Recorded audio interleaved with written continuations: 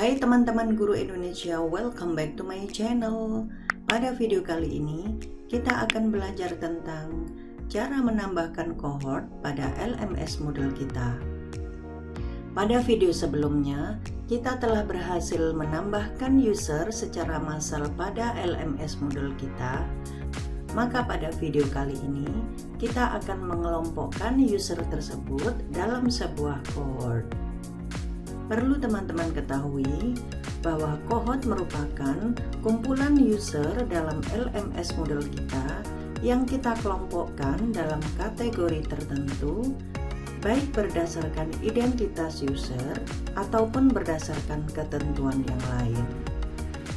Misalnya pada sebuah sekolah memiliki 1000 siswa dan 150 guru, maka jumlah siswa dan guru tersebut dapat kita kelompokkan dalam sebuah cohort berdasarkan kategori tertentu.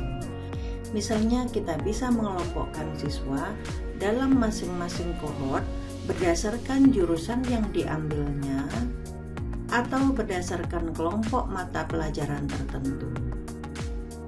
User-user yang telah kita kelompokkan dalam sebuah cohort akan memudahkan kita dalam melakukan user enrollment pada course yang kita buat. Begitu juga ketika kita ingin menghapus user tertentu pada sebuah cohort, maka secara otomatis user tersebut juga akan dihapus keberadaannya pada semua course yang ia ikuti. Selanjutnya, user yang telah kita masukkan dalam course tertentu dapat kita bagi-bagi lagi menjadi kelompok-kelompok kecil sesuai dengan kebutuhan aktivitas pembelajaran dalam course tersebut. Baik teman-teman, mari kita mulai menambahkan cohort pada LMS Moodle kita. Langkah pertama, silakan teman-teman login sebagai administrator pada LMS Moodle kita. Dan apabila proses login berhasil, maka akan ditampilkan halaman dashboard LMS Moodle kita. Selanjutnya, untuk menambahkan cohort, silakan teman-teman memilih menu Site Administration. Maka akan ditampilkan halaman Site Administration seperti ini. Selanjutnya, silakan pilih menu Users dan Cohorts. Maka akan ditampilkan halaman System Available Cohorts seperti ini. Pada halaman ini, nantinya teman-teman akan bisa melihat daftar cohort yang ada pada LMS Moodle ini. Teman-teman bisa melihatnya dengan memilih All Cohorts.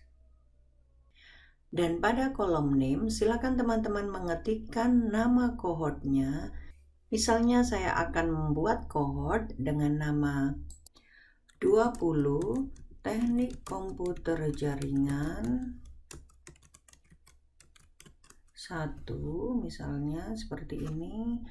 Selanjutnya pada kolom konteks, silakan teman-teman memilih kategori dari cohort ini. Teman-teman bisa memilih melalui tombol search seperti ini. Atau apabila teman-teman belum memiliki kategori pada cohort ini, teman-teman bisa memilih kategori sistem. Selanjutnya pada kolom cohort ID, teman-teman bisa mengetikkan ID dari cohort yang kita buat ini. Misalnya saya akan memberi ID pada cohort ini dengan 20 DKJ 1 seperti ini. Selanjutnya pada bagian visible, teman-teman bisa memberi centang untuk menampilkan cohort ini pada user. Selanjutnya pada kolom description, teman-teman bisa menambahkan keterangan tentang cohort ini.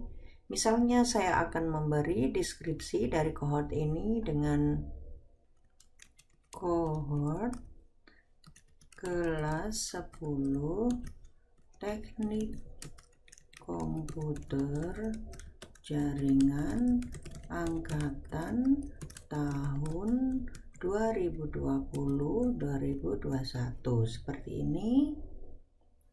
Selanjutnya silakan pilih Save Change untuk menyimpan semua pengaturan yang sudah kita lakukan di sini. Nah, teman-teman bisa melihat di sini bahwa sebuah cohort baru telah dibuat. Pada baris cohort ini, teman-teman bisa melakukan pengeditan dengan memilih icon edit di sini.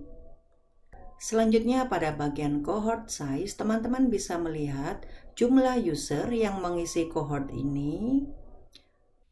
Di sini teman-teman bisa melihat bahwa cohort ini masih kosong. Dan untuk menambahkan user pada cohort ini, silakan teman-teman memilih icon assign di sebelah kanan. Nah, maka akan ditampilkan halaman cohort members seperti ini. Pada halaman ini, teman-teman bisa menambahkan daftar user yang akan ditambahkan pada cohort dengan memilih daftar user pada potential user di sebelah kanan. Misalnya saya akan memilih user dengan inisial 20 TKJ1 untuk saya masukkan pada cohort 20 teknik komputer jaringan 1. Teman-teman bisa memilih dengan mengeklik nama masing-masing user ini sambil menekan tombol kontrol pada keyboard seperti ini.